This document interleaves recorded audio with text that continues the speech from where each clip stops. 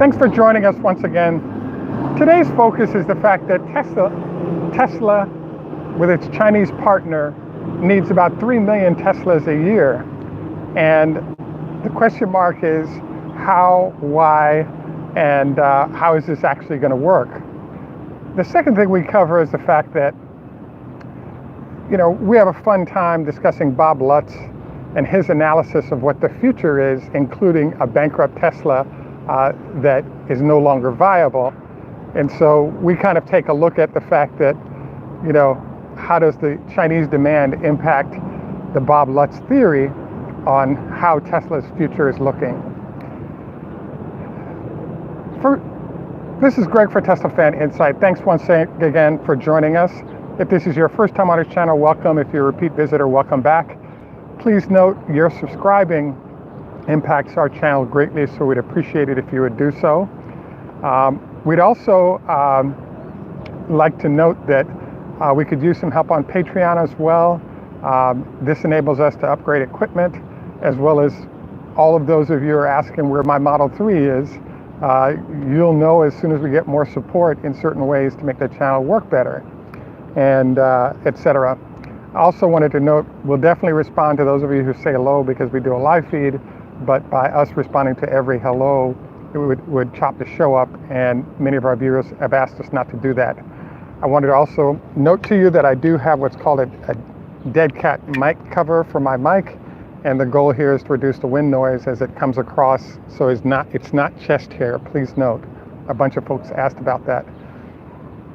So today's primary discussion is of the fact that China actually needs about 3 million Teslas a year.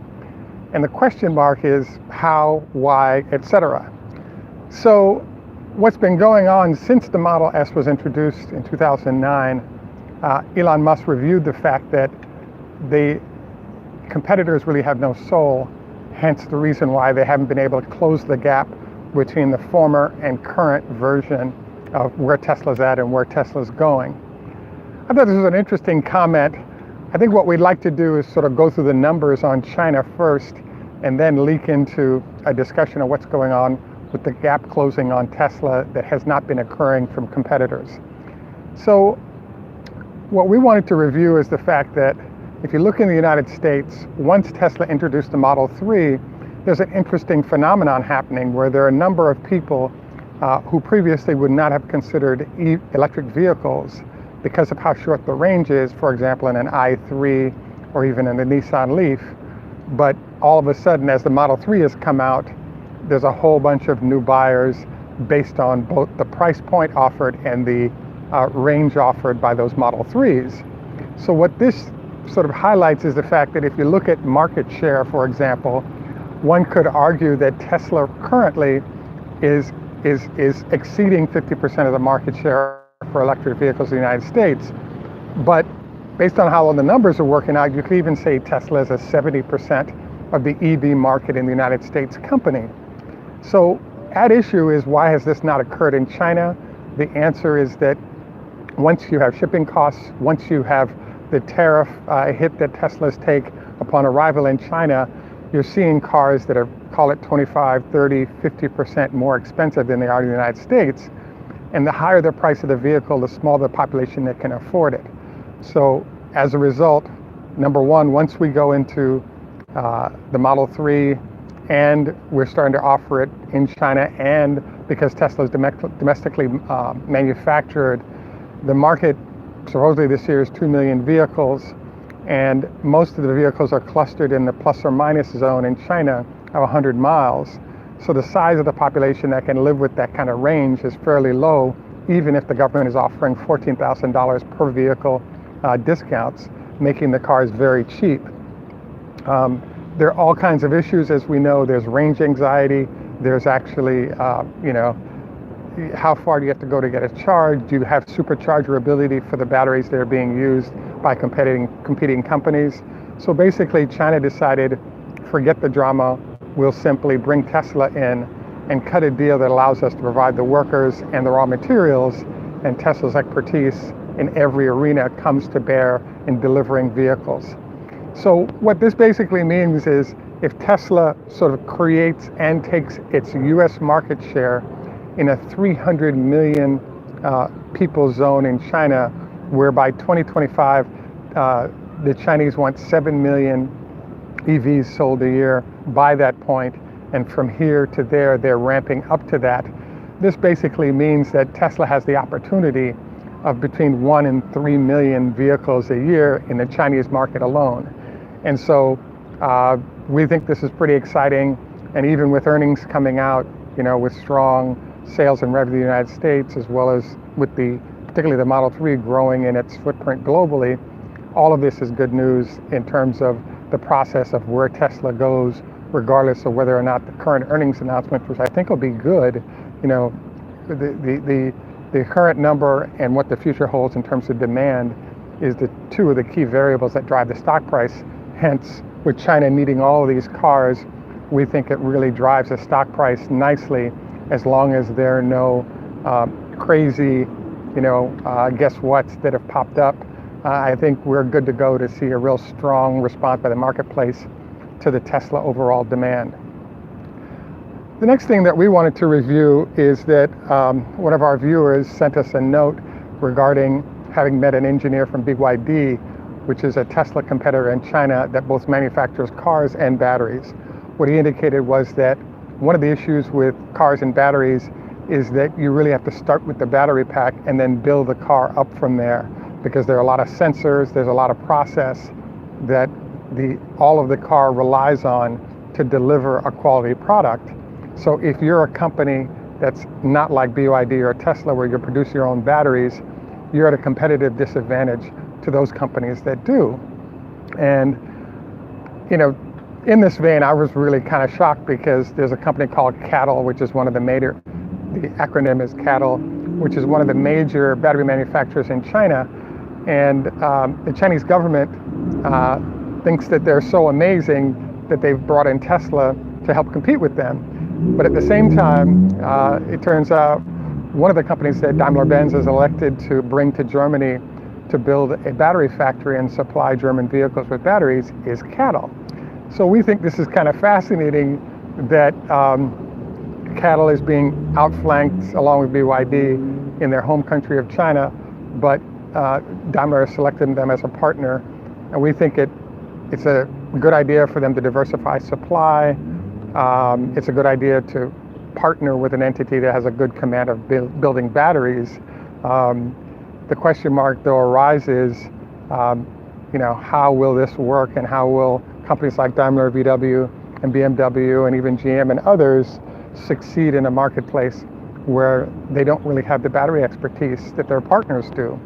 So, as you all know, one of our long-standing discussions is the fact that if you're not upon other battery manufacturers are in essence owned by those manufacturers because of their lack of expertise. So it would be very easy for a battery manufacturer to step forward in the process to both deliver a thermal management system as well as put a car around that system, because the battery is so central and the net parts and expense of creating the motor is so small. So this sort of leads us into our discussions that we've been having about Bob Lutz and his analysis that Tesla would go under because there's nothing unique offered by Tesla that can't be replicated by competitors. As you know, the reality is that the only vehicle with 300 miles guaranteed right now in the world is Tesla on a number of models. Competitors are announcing 250 and offering 200 miles without as good a thermal management system, etc. And so this is a very interesting situation, because the Bob Lutz analysis of Tesla going under because of lack of differentiation and the ability of well deep-pocketed companies to swoop in and destroy them is really hurt by this. As we've discussed earlier, another element of this is one of the executives at VW confirmed that one of the big problems, or BMW has confirmed, one of the big problems with Tesla and the electric world is that to give customers the range they want, which is 200 miles plus 250 or 300, the amount of battery used forces the price up towards $100,000 for that vehicle, which actually trims the population of people that can afford it, and therefore there's a catch-22. You want to give people the range they want, but because you aren't weld, you want to give the customers the range they want, but because you don't have the battery capabilities that the major manufacturers like BYD and others have, you're kind of stuck in this position where the batteries are just too costly for you to deliver a solution. So one of the other comments raised by Bob is if you go through the top 10 manufacturers of cars in the world, every one of them have as many as 22 different EV types that they're going to be delivering to the marketplace, which in theory should crush Tesla.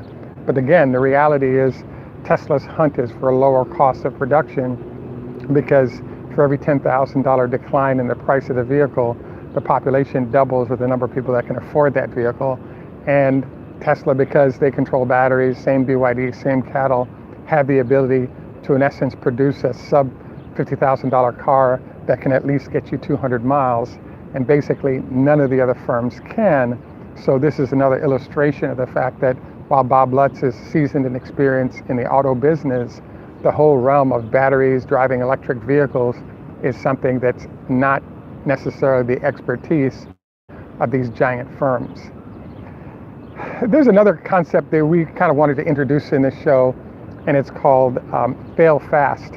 So one of the problems that's been going on between Tesla and some of the other manufacturers globally is that in Silicon Valley, part of the process is what's called fail fast.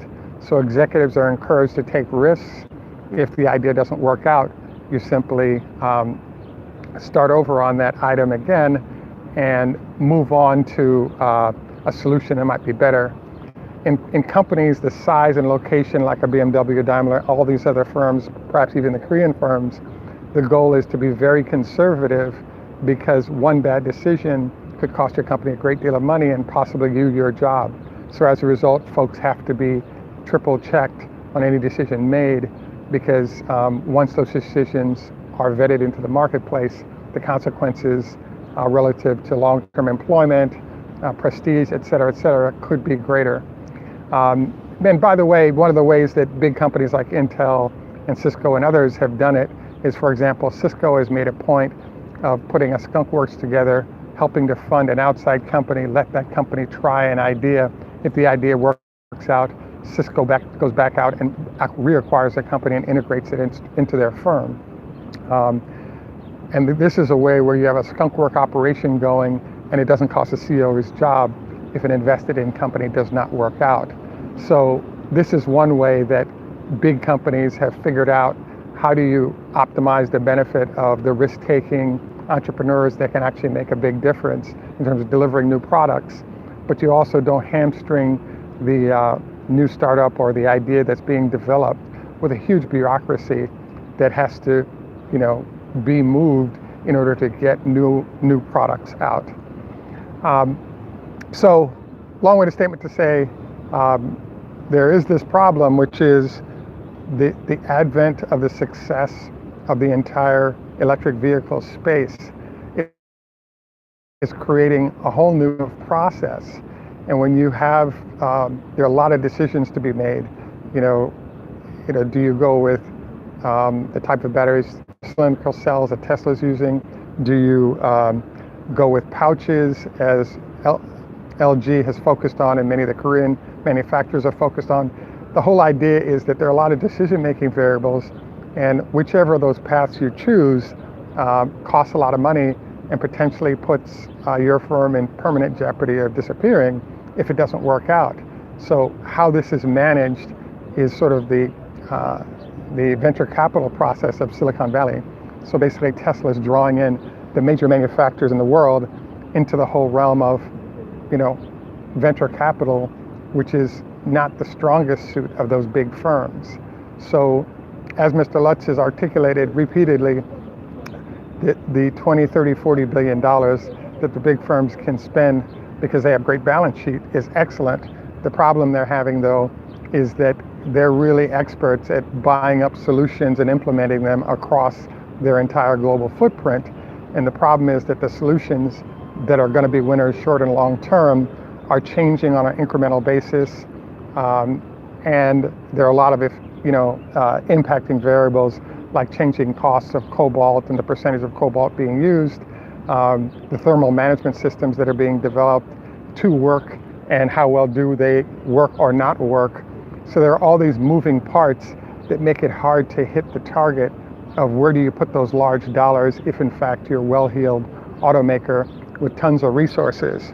So this has resulted in, obviously, the CEO of both Daimler and BMW are retiring and allowing new leadership to kind of figure out how those companies will move forward in the electric world.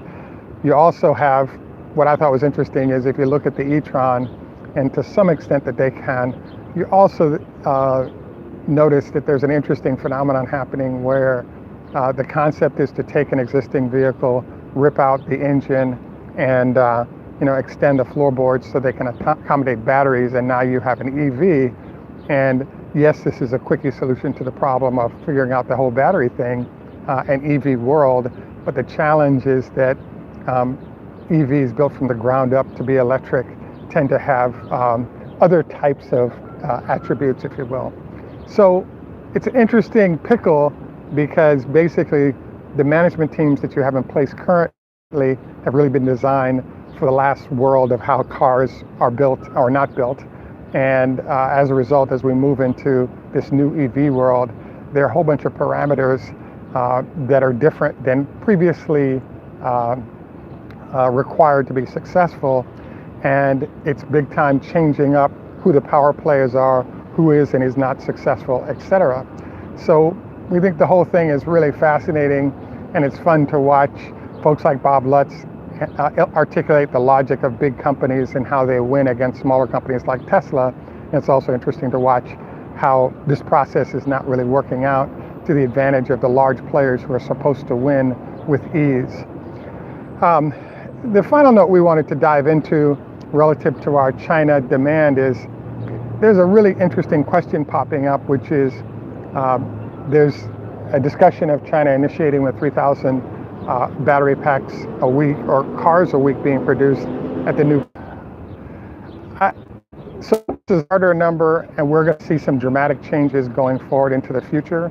And the in order to fill out its production portfolio, and we'll see if this actually occurs.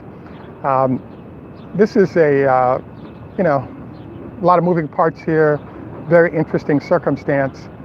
If in fact Tesla begins, if successfully gets those Chinese orders, we end up with a very, very successful company that, regardless of what the rest of the world is doing. At any rate, I just wanted to let you know that we really appreciate your taking time out to view today. Please remember 25 leg lifts per leg each day. Also wanted to encourage you to not eat within 2 hours. Look forward to any and all of your comments regarding this, but I really think it articulates some of the great opportunities that are out there for Tesla going forward.